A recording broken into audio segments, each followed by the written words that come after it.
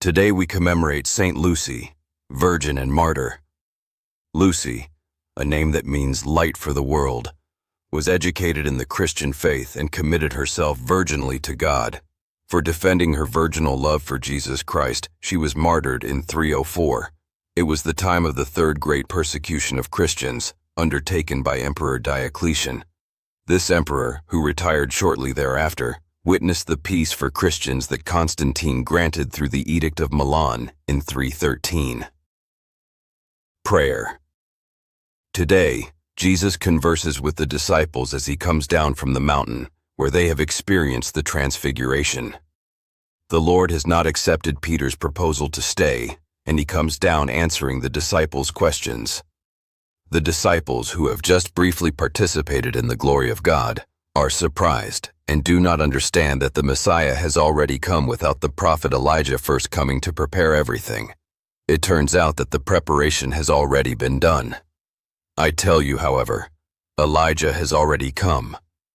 John the Baptist has prepared the way.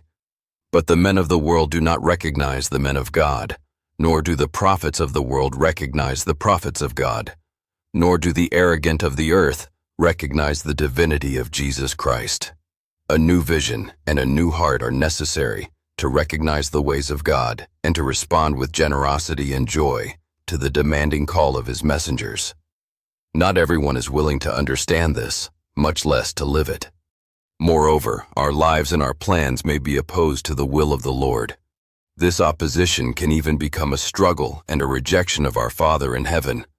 We need to discover the intense love that guides God's plans for us, and if we are consistent with the faith and morals that Jesus reveals to us, we should not be surprised by mistreatment, slander, and persecution. Being on the right path does not spare us from life's difficulties, and He, despite suffering, teaches us to continue.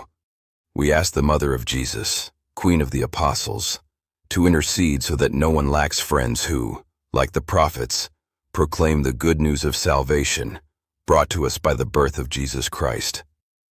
You and I have a mission to ensure that this Christmas is lived more Christianly by the people we meet on our way. God bless you.